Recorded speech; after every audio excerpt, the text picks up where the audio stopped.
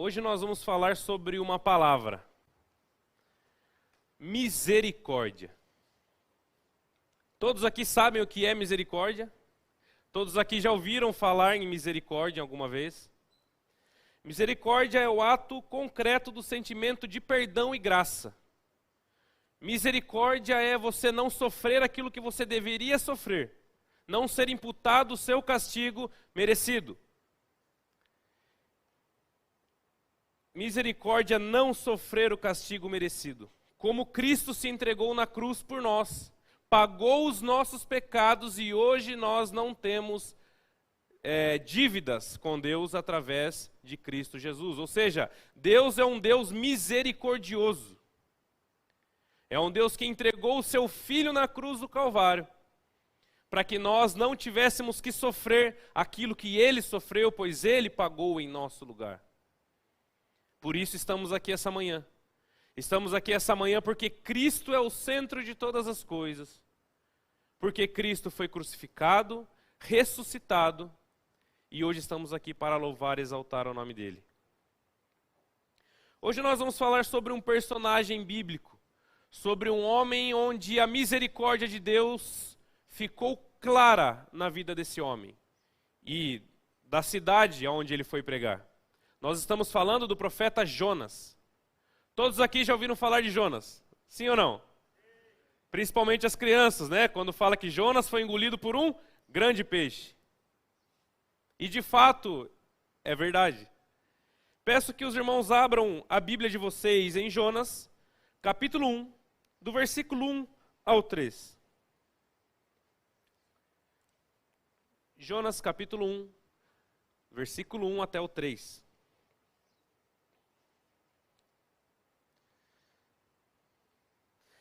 A palavra do Senhor veio a Jonas, filho de Amitai, com esta ordem: vá depressa à grande cidade de Nínive e pregue contra ela, porque a sua maldade subiu até a minha presença. Mas Jonas fugiu da presença do Senhor, dirigindo-se para Tarsis. Desceu à cidade de Jope, onde encontrou um navio que se destinava àquele porto. Depois de pagar a passagem, embarcou para Tarsis para fugir do Senhor. Vamos orar? Senhor nosso Deus, nosso Pai, que o Senhor abençoe a Tua palavra, Deus. Que o Senhor venha abençoar a Tua palavra e que o Senhor nos dê lições acerca dessa palavra. Que o Senhor venha falar através de mim, que Teu Santo Espírito fale aos corações que estão aqui presentes, pois o Senhor os trouxe aqui com um propósito, Pai. O Senhor não faz nada sem propósito, não existe acaso para nós, existe o Senhor movendo todas as coisas, pois cremos num Deus soberano sobre todas as coisas. Muito obrigado por essa manhã, por todos que estão aqui, e que agora eu seja apenas uma ferramenta usada em Tuas mãos. É essa oração que eu te faço, em nome de Jesus. Amém. Para nós entendermos um pouco mais do contexto, pois a Bíblia diz que a palavra do Senhor veio a Jonas. Mas em que contexto a palavra do Senhor veio a Jonas? O porquê a palavra do Senhor veio a Jonas? Israel, então, naquele momento, vivia um dos seus únicos e raros momentos de paz em toda a sua história. Israel sempre foi marcado por grandes guerras, por grandes adversários, grandes povos querendo destruir e dominar Israel. Toda a história de Israel foi assim. Exílios, destruições, domínios de outros impérios sobre Israel. E Israel, nesse momento, estava vivendo um dos raros momentos de paz. Estava acontecendo algo raro na história de Israel. Israel estava em paz. Não tinha inimigos. Não tinha ninguém que estava incomodando Israel. Estava tudo tranquilo. A nação estava em paz. Então, com a mentalidade de Jonas, achando que Deus só se importava com os judeus e com os israelitas, a palavra do Senhor vem a Jonas, filho de Amitai, com a seguinte ordem: vá até a cidade de Nínive e pregue contra aquela cidade, pois a sua maldade chegou até a minha presença. Nínive, o que era Nínive? Era uma grande cidade, era o império da época, a capital da Síria, um império fortemente armado e que tratavam os estrangeiros que entravam em Nínive com grande violência. Ou seja, se tinha um povo que pudesse acabar com a paz de Israel, era Nínive. Não era um povo fácil, era uma cidade pagã e idólatra. Então Deus ele diz para Jonas, vá até a grande cidade de Nínive. Jonas deve ter pensado, mas está tudo certinho aqui, está tudo em paz. A gente está vivendo um dos raros momentos de paz e felicidade. Deus está mandando eu ir pregar para um povo pagão, e se eles se revoltarem? E se eles se revoltarem e erguerem uma guerra contra Israel, pois eu vou pregar a palavra de um Deus que eles não creem, pois são um povo pagão. Jonas certamente foi tomado pelo medo, pois sabia com a violência que os ninivitas tratavam os estrangeiros. Certamente passou muitas dúvidas e medos na cabeça de Jonas. Não é simplesmente Jonas falou não para Deus e saiu correndo. Ele desobedeceu a Deus, mas levados pelo seu medo, por não entender a grande misericórdia de Deus para com todos os povos, independente da sua maldade, pois Deus estava mandando ele pregar para um povo pagão, onde a sua maldade tinha chegado a tal nível que chegou até a presença de Deus. Ou seja, não que Deus não tivesse olhado para as pequenas maldades daquele povo, não, mas chegou um momento onde Deus estava interferindo na história dos ninivitas.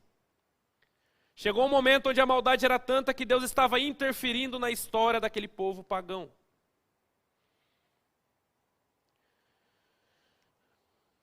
Jonas, então, se recusa a pregar em Nínive. Se recusa. Ele pega um caminho totalmente diferente do que o Senhor ordenou para ele. Ele vai para uma cidade que fica ao contrário de onde ficava Nínive, pois ele não compreendia a misericórdia a um povo pagão. Jonas, ele compreendia a misericórdia de Deus apenas para os de Israel.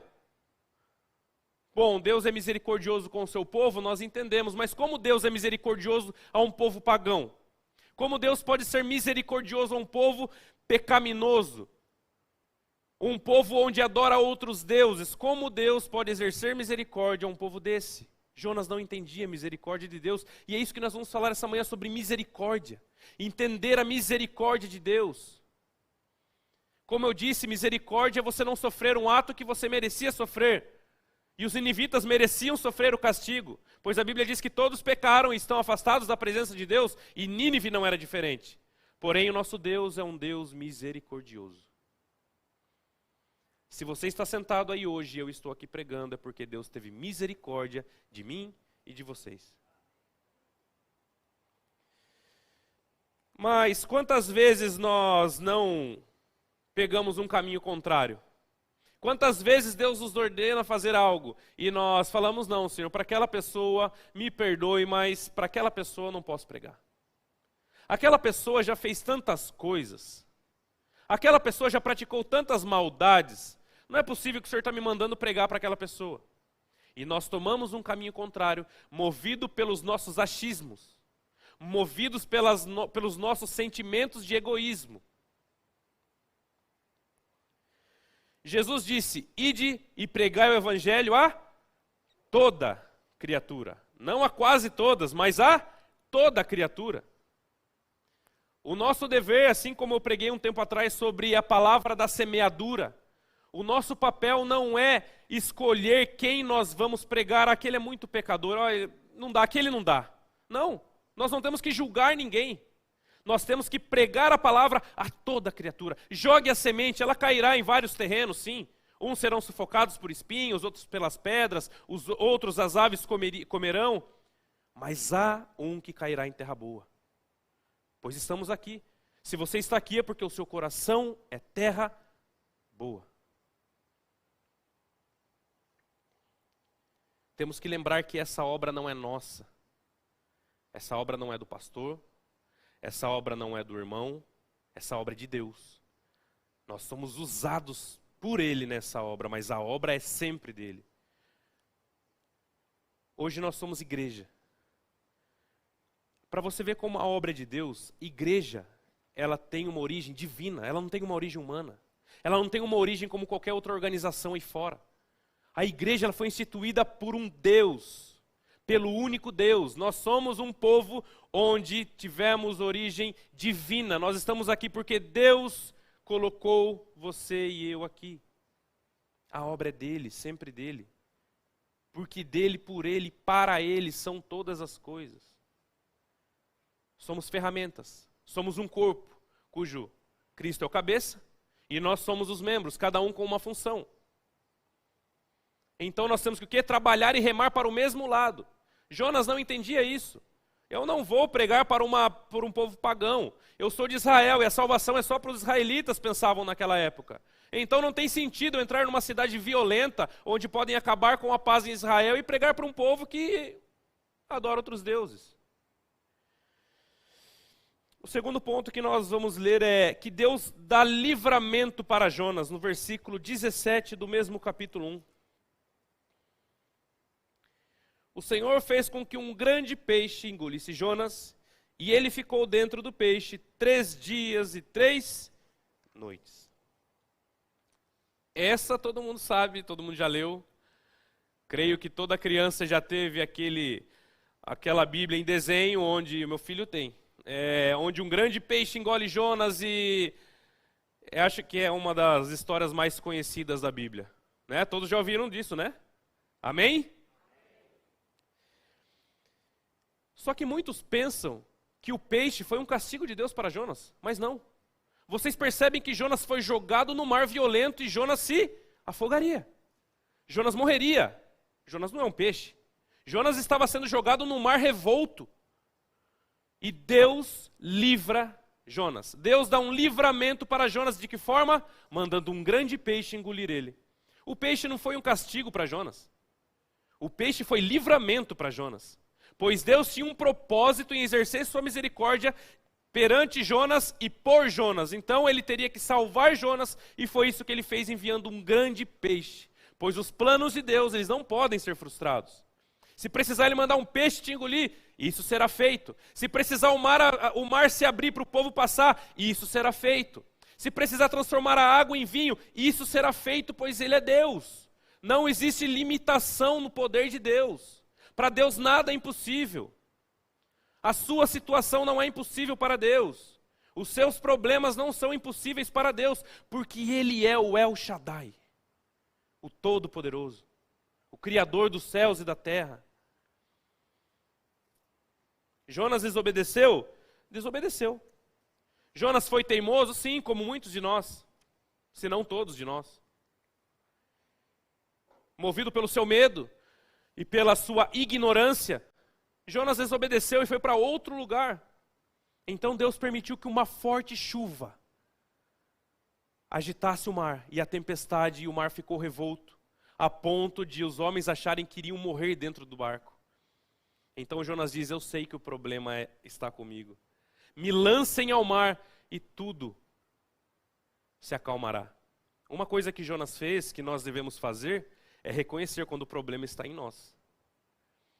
Jonas mesmo disse: me lancem ao mar, pois o problema sou eu. Jonas não culpou o dono do barco. Jonas não culpou o vizinho. Jonas não culpou a pessoa que trabalha no banco. Jonas não culpou a pessoa que trabalha em qualquer área da sociedade pelos problemas dele. Jonas sabia que o problema estava na sua desobediência. Muitas vezes nós culpamos os outros. Muitas vezes nós não olhamos para dentro de nós e colocamos a culpa no vizinho da direita, no vizinho da esquerda, no irmão da frente, no irmão de trás. Sempre a culpa é de alguém, menos nós. Jonas sabia o porquê aquela tempestade havia chegado. Muitas vezes estamos passando por tempestades, e você sabe o porquê essa tempestade chegou? Em meio à tempestade, Deus livrou Jonas. Por mais que ele foi desobediente, enfim. Deus, ele é misericordioso, não é isso que nós estamos falando hoje? Mesmo com a desobediência, com a ignorância, a prepotência de falar não para Deus e correr para outro lugar, Deus é misericordioso e não permitiu que Jonas morresse afogado. Pois Deus tinha um propósito para fazer através daquele profeta. Então um grande peixe engole Jonas, e ele fica 3 dias e 3 noites no ventre do grande peixe. Falam que é uma baleia, pode ser. Não sei, a Bíblia não fala, né? Que nem o pessoal fala que Paulo caiu do cavalo. A Bíblia não fala que Paulo caiu do cavalo. Provavelmente ele estava em cima de um cavalo, mas a Bíblia não fala. Mas enfim, seja lá o peixe que for, quer dizer que ele engoliu Jonas e tudo isso aconteceu, independente do peixe. Não sou bom em biologia, mas Importante que aconteceu e deu tudo certo, né? É interessante como quando Jonas ele é engolido pelo grande peixe, o que Jonas começa a fazer? É interessante como alguém, quando está em apuros, pede a Deus misericórdia para si mesmo, enquanto não teve misericórdia de uma cidade inteira. Nós somos um ser muito complexo. Nós não temos misericórdia do outro, mas quando estamos em apuros, clamamos por misericórdia para nós mesmos. Muitas vezes Deus nos dá oportunidades de sermos amorosos com o próximo, entendermos os problemas do próximo, sermos misericordiosos com o próximo. E muitas vezes nós falhamos em tudo isso, e quando estamos na barriga do peixe, nós clamamos por nós mesmos. Isso é um pouco egoísta, não? Sim ou não? Quer dizer, o outro não pode. Ele é errado demais. Ele comete muitos pecados. Mas quando eu cometo os meus e a tempestade vem e eu estou na barriga do peixe, eu clamo por misericórdia para mim mesmo. Que incoerência é essa? Porque o outro não pode e você pode. Deus, ele é um Deus de misericórdia para você, para aquele, para o outro, para o outro e para o outro. Você não é exclusividade de Deus. Você faz parte do povo de Deus.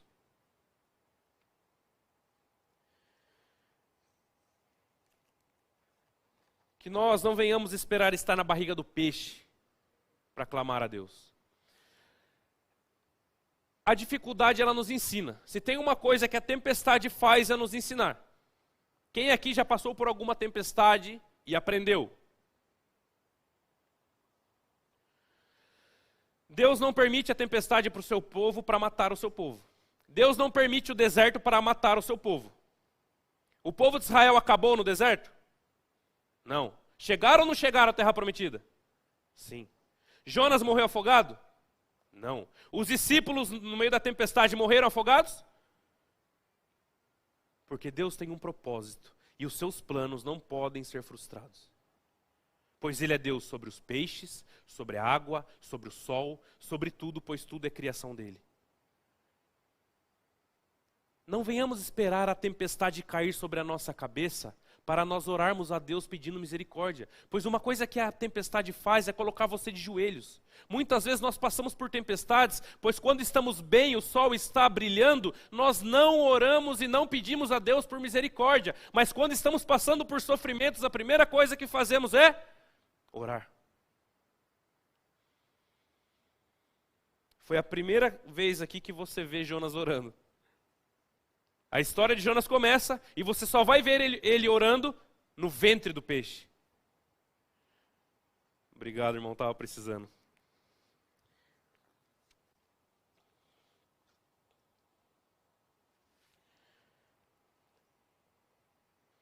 Por que temos que esperar a dificuldade chegar para dobrarmos o nosso joelho? Por que não orarmos e clamarmos a Deus por misericórdia quando tudo está bem? Quando a despensa está cheia? Quando o seu trabalho está fluindo? Quando todos os seus projetos estão caminhando, por que não clamar a Deus por misericórdia também quando as coisas vão bem? Por que nós temos essa mania de clamar a Deus apenas quando o sofrimento chega? Apenas quando a despensa está quase vazia, pois Deus não deixa faltar? Quando o emprego vai mal ou os seus planos não caminham.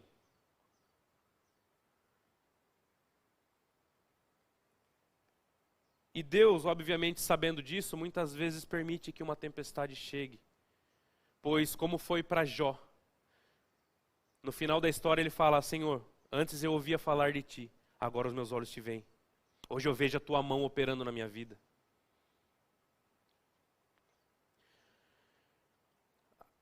Jonas 3, a partir do primeiro versículo, nós vamos ler até o versículo 10.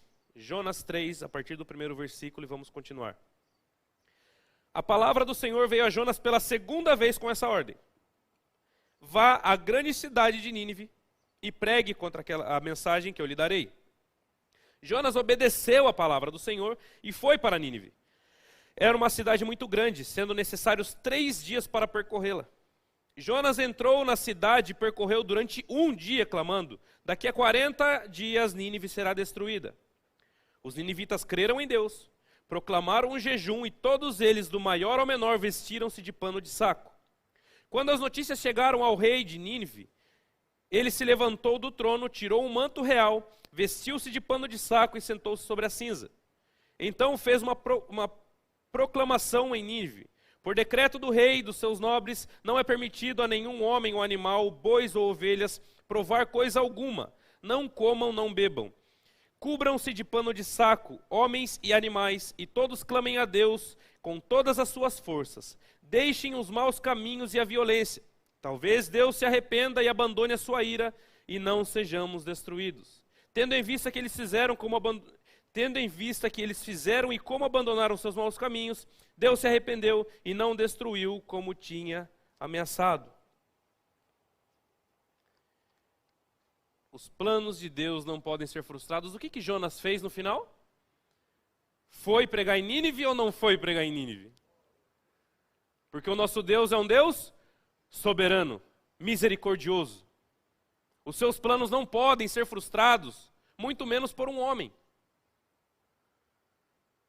Você está aqui porque um dia alguém orou por você. Você está aqui porque um dia você foi motivo de oração de alguém. E você está aqui porque o plano de Deus para a sua vida não vai ser frustrado. Ele não pode ser frustrado porque Deus é perfeito. Depois de livrar da morte, Deus manda Jonas de novo para Nínive. Pela segunda vez, a palavra de Deus veio a Jonas. O interessante é que a cidade era muito grande. A Bíblia diz que demorariam 3 dias para percorrer a cidade, não foi isso que o texto diz? Jonas fez em? Sabe o que significa isso? Mesmo obedecendo, Jonas, descontente com aquele trabalho, fez de qualquer jeito.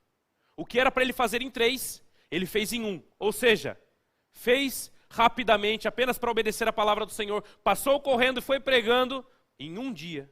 Uma cidade enorme de 120 mil pessoas, que o mesmo texto diz mais lá no final.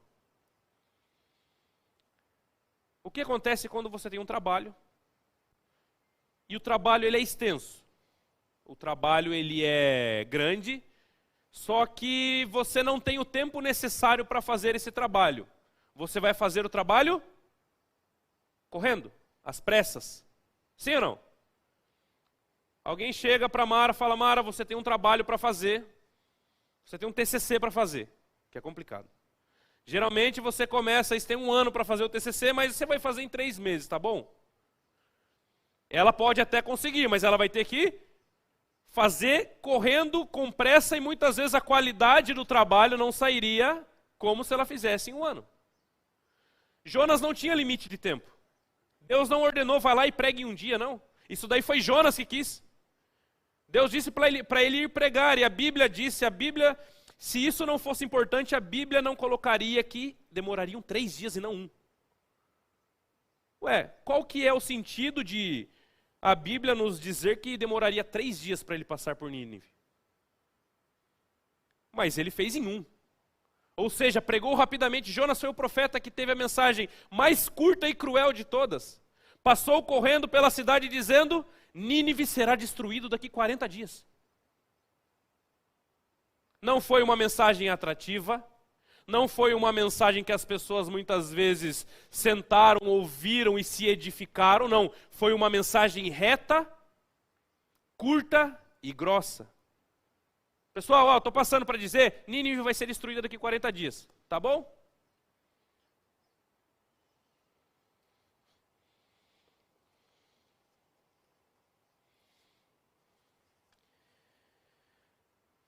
Jonas ele fez de tudo para que os ninivitas não ouvissem a palavra de Deus.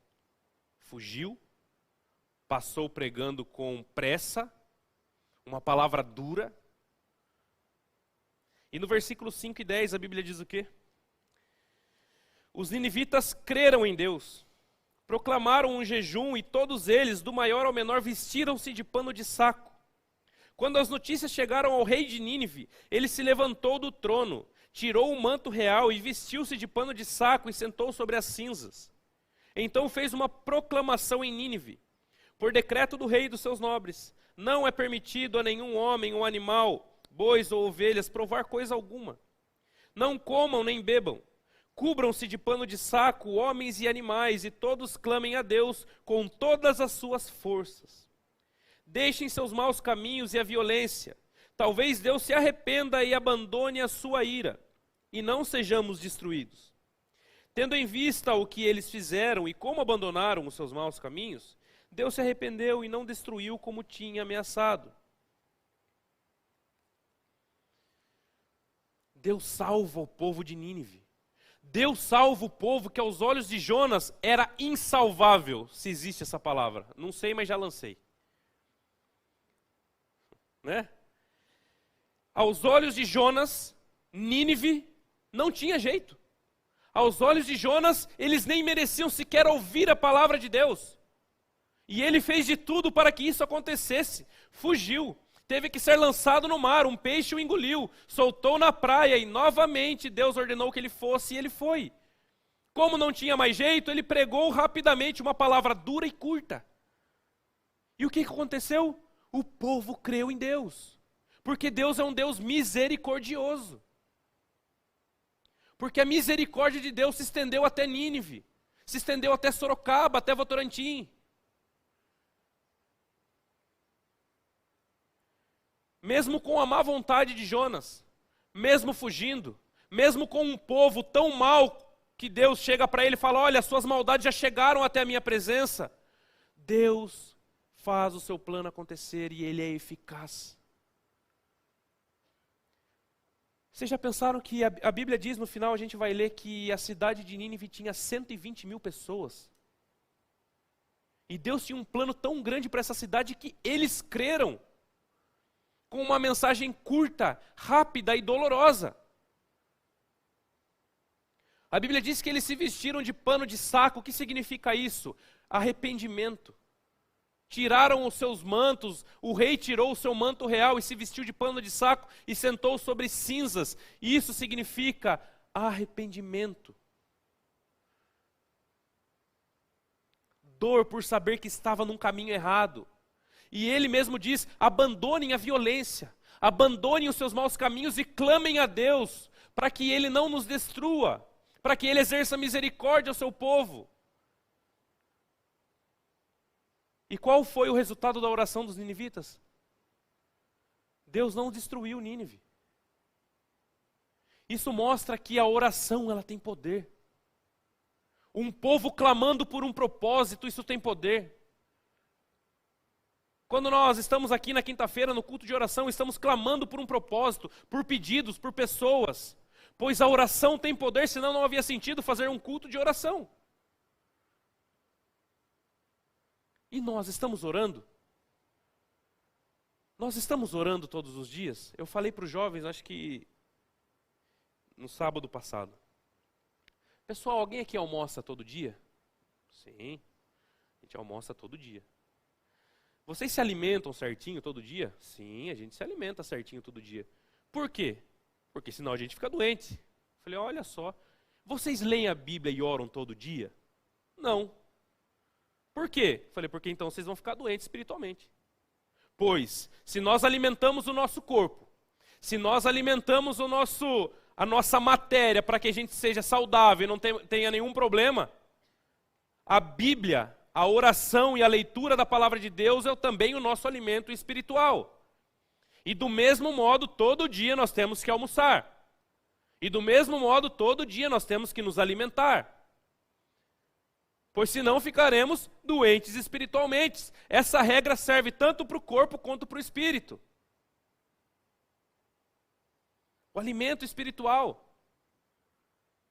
Oração. A palavra de Deus, ela tem que causar efeito em nossos corações, assim como foi na vida dos ninivitas.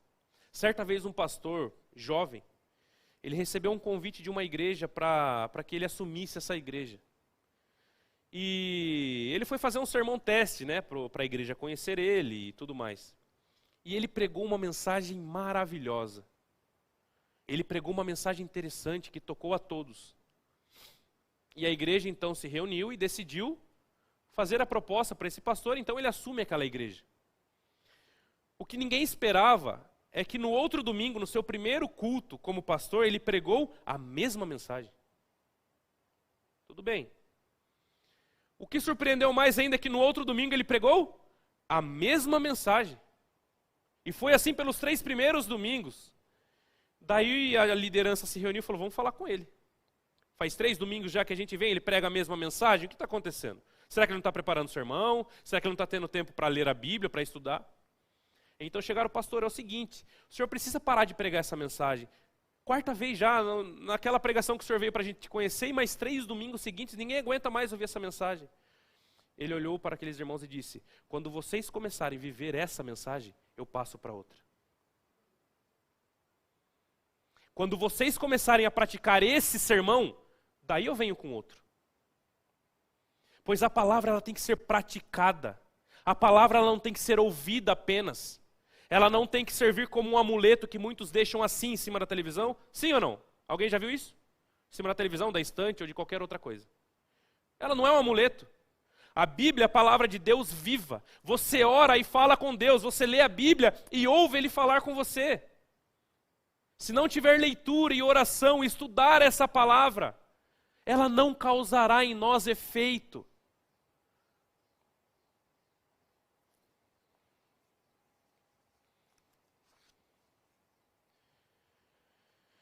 No 4º ponto, nós vamos ler Jonas 4, o último ponto, Deus misericordioso.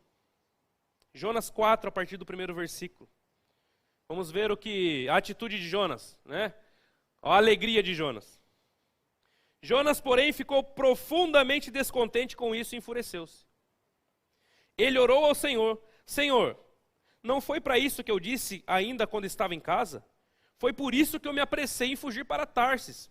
Eu sabia que tu é um Deus misericordioso e compassivo e muito paciente, cheio de amor e que promete castigar e depois se arrepende. Agora, Senhor, tira a minha vida, eu imploro, para mim é melhor morrer do que ver isso, ou viver. O Senhor lhe respondeu, você tem alguma razão para essa fúria? Jonas saiu e sentou-se em um lugar leste da cidade. Ali construiu para si um abrigo e sentou-se à sombra e esperou para ver o que aconteceria com a cidade. Então o Senhor Deus fez crescer uma planta sobre Jonas para dar sombra à cabeça e livrá-lo do calor, e que deu grande alegria para Jonas. Mas na madrugada do dia seguinte, Deus mandou uma lagarta atacar a planta e ela secou-se. Ao nascer do sol, Deus trouxe um vento oriental muito quente, e o sol bateu na cabeça de Jonas ao ponto de ele quase desmaiar. Com isso ele desejou morrer e disse, para mim seria melhor morrer do que viver. Mas Deus disse a Jonas, você tem alguma razão para estar tão furioso por causa de uma planta? Respondeu ele, sim, tenho. Estou furioso a ponto de querer morrer. Mas o Senhor lhe disse, você tem pena dessa planta, embora não tenha podado e nem tenha feito crescer. Ela cresceu numa noite morreu. Contudo, Nínive tem mais de 120.000 pessoas, que não sabem nem distinguir a mão direita da esquerda, além de muitos rebanhos. Não deveria eu ter pena dessa grande cidade? Jonas, como vocês viram, ele ficou muito furioso por Deus ter salvado Nínive. Nós vemos que Jonas, ele de fato tinha uma implicância enorme com Nínive. Pois mesmo depois de Deus não ter destruído Nínive, vocês reparem que ele não vai embora. Ele só vai ali a leste, prepara um abrigo para si mesmo e fica aguardando para ver se Deus realmente ia destruir. Olha só que Jonas, hein? Mesmo depois de pregar a salvação para aquele povo, ele ainda tinha esperança da cidade ser destruída. Pois senão ele tinha ido embora. Ah, Deus salvou o povo, estou indo embora. Eu acho que ele pensou, não, deixa eu sentar ali, será que vai mesmo? Deixa eu vou fazer até um abrigo para mim.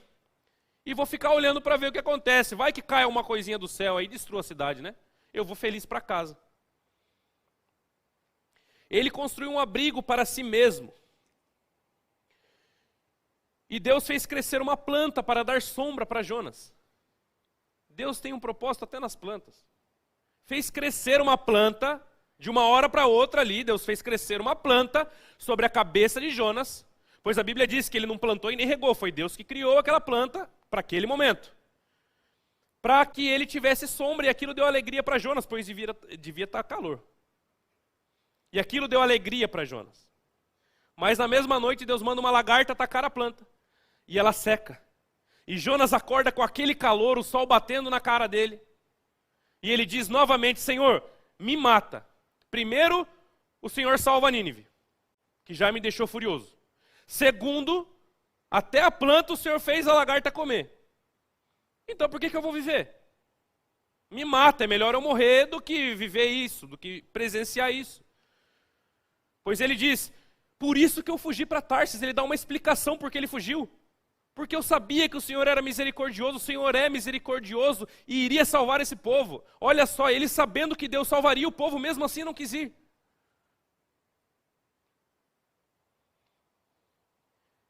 Então ele fala: Senhor, me mata. Eu prefiro morrer. E Deus diz: você tem algum motivo para ficar tão furioso por causa de uma planta, Jonas? Por causa de uma planta?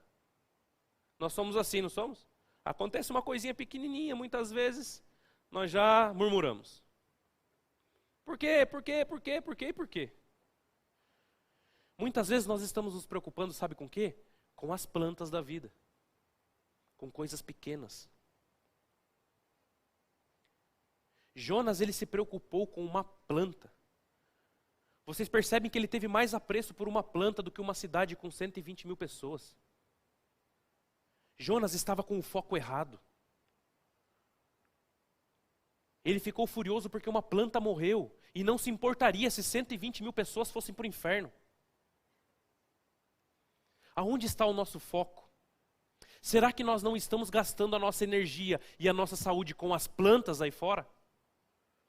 Será que nós não estamos olhando para aquilo que não é o centro do motivo e da causa do Evangelho? O que nós estamos fazendo aí fora? Com o que você está se preocupando? Analise a sua vida. Analise a sua vida e o que você dá prioridade na sua vida. Será que você não está dando prioridade para as plantas, ao invés de dar prioridade para Nínive?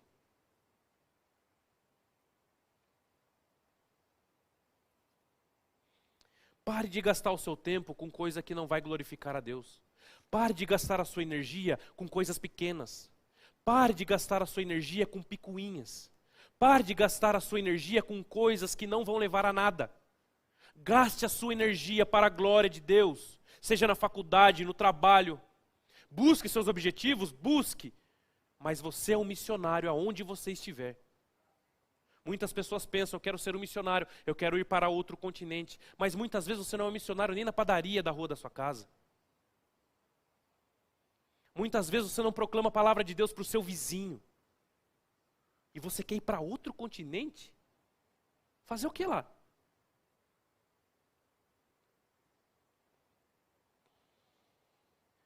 Nos dias de hoje, irmãos, tem muitos ninivitas aí fora. Tem muitos povos que não conhecem a palavra de Deus. Tem muitas pessoas em Sorocaba que não conhecem a palavra de Deus. Tem muitas pessoas em Votorantim que não conhecem a palavra de Deus. Pessoas, como a Bíblia mesmo diz, não sabem nem distinguir a mão direita da esquerda. Deus disse isso, pois o povo de Nínive era desorientado, não tinha um conhecimento sobre nada. Era um povo perdido. E Deus usa esse termo, não sabe distinguir a mão direita da esquerda. E quantas pessoas nós não vemos nos dias de hoje assim? Perdidas, sem saber o que fazer, sem saber o caminho a seguir. A história narra um profeta chamado Jonas, mas hoje é a sua vez. Mas hoje é o seu tempo. Jonas já morreu. Foi uma época que foi o tempo de Isaías. Foi uma época que foi o tempo dos discípulos, foi o tempo de Jesus, que morreu e ressuscitou. Foi uma época que foi o tempo de Paulo. Foi uma época que foi o tempo de João, de Pedro. Mas agora é a sua vez. Agora é a minha vez. Nínive está aí fora. Você vai fugir para Tarsis? Cuidado parar na barriga do peixe. Então que nós possamos dar a nossa vida em prol do outro. Certa vez houve um acidente de avião na Filadélfia. E o avião começou a pegar fogo, mas ainda as pessoas conseguiram sair. Foi um pouso equivocado, onde acabou danificando o avião e começou a pegar fogo o avião. E a aeromoça na porta, tirando todos os passageiros, e ela percebeu que ficou uma criança presa no último banco. E ela voltou para pegar a criança. No outro dia, o New York Times sai com essa manchete. Ela poderia ter pulado, mas preferiu sacrificar a sua vida para tentar salvar outra. Ela morreu junto com a criança queimada. Não conseguiu tirar a criança do cinto. Então ela abraçou a criança para não deixar com que o fogo pegasse nela. Então ela sacrificou a sua vida para tentar salvar uma criança. O que você está fazendo com a sua vida para beneficiar o outro? Ou você só olha para o seu umbigo? Será que nós estamos sendo bênção na vida das pessoas? Porque o propósito de nós sermos crentes não é apenas nós termos a salvação, que é o principal, mas nós darmos também a mesma palavra de salvação para o outro. A mesma misericórdia que atingiu você, atinja o outro.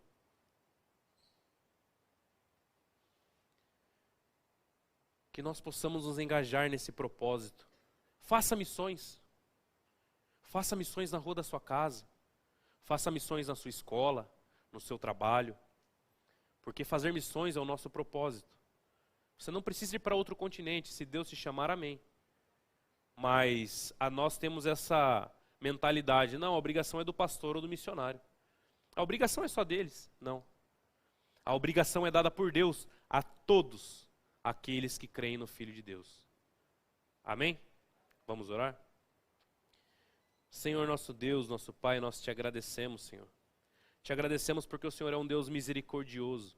Te agradecemos porque estamos aqui, somos frutos da tua misericórdia e do teu amor. Te agradecemos, Pai, por essa palavra, Pai, que venha tocar no coração dos meus irmãos assim como tocou no meu. Que o Senhor possa falar aos meus irmãos, Pai. Que o Senhor possa fazer com que essa palavra germine durante a semana. Que nós possamos enxergar coisas que antes nós não enxergávamos. Que nós possamos dar prioridades para coisas que antes não eram nossas prioridades, Pai.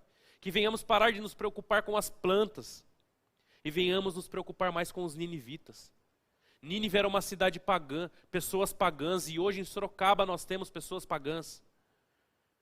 E a tua misericórdia é estendida a essas pessoas. Hoje é a nossa vez, não é a vez de Jonas mais.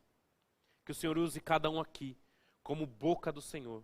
Que o Senhor use cada um aqui como boca do teu Santo Espírito para pregar a palavra de salvação para essas pessoas. Que nós venhamos sair das quatro paredes e anunciar o teu evangelho para aqueles que também precisam de misericórdia.